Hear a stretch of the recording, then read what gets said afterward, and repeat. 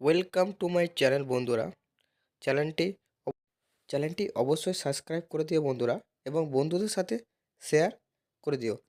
তাহলে শুরু করা যাক। আজকে কি টপিক নিয়ে কথা বলবো? আজকে কথা বলবো ইকোনমিক্সের কিছু ইম্পর্টেন্ট কোশ্চেন নিয়ে।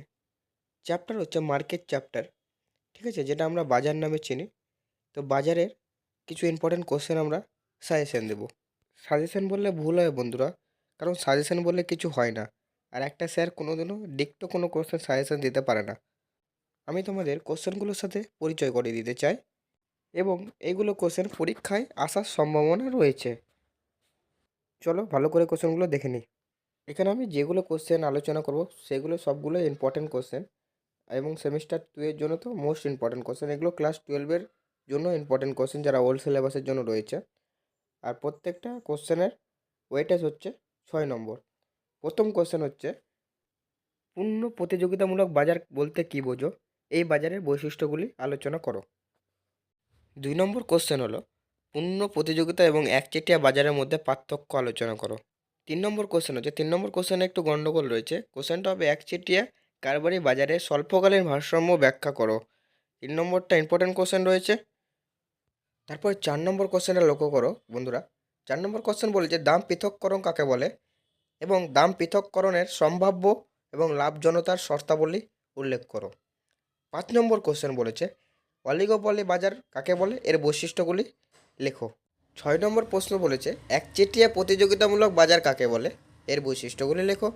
7 নম্বর বলেছে, বিশুদ্ধ প্রতিযোগিতা এবং পূর্ণ প্রতিযোগিতার মধ্যে পার্থক্য করো। 8 নম্বর প্রশ্ন বলেছে, কেন পূর্ণ প্রতিযোগিতামূলক বাজারে বিক্রেতাকে দাম গ্রহণকারী বা প্রাইস টেকার বলা হয়? এই বাজারে ফার্মের চাহিদা রেখা আকৃতি কীরূপ? 9 নম্বর প্রশ্নটা বলেছে, অর্থবিদ্যায় বাজার বলতে কী বোঝো? প্রতিযোগিতার ভিত্তিতে বাজারকে কয় ভাগে ভাগ করা হয় ও কী কী? এখন বন্ধুরা, তোমাদের মনে প্রশ্ন জাগতে পারে, দাদা তুমি শুধু প্রশ্ন বলে যাচ্ছ, এর উত্তরগুলো কোথায় থেকে পাবো? টেনশন করার কিছু নেই বা ঘাবড়ানোর কিছু নেই। আমি প্রশ্নগুলো আজকেই শেয়ার করে দেবো বন্ধুরা। কীভাবে শেয়ার করব?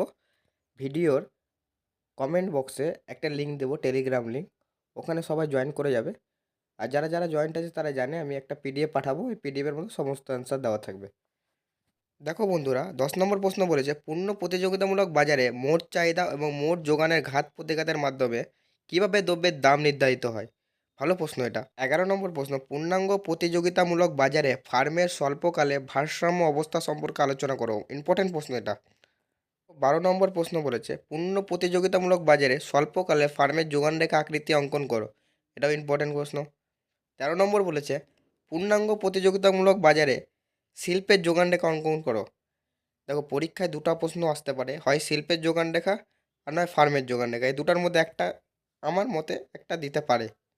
দেখো, 14 নম্বর প্রশ্ন বলছে, আয় ব্যয় সমতা বিন্দু বা উৎপাদন বন্ধের বিন্দু বলতে কি বোঝো?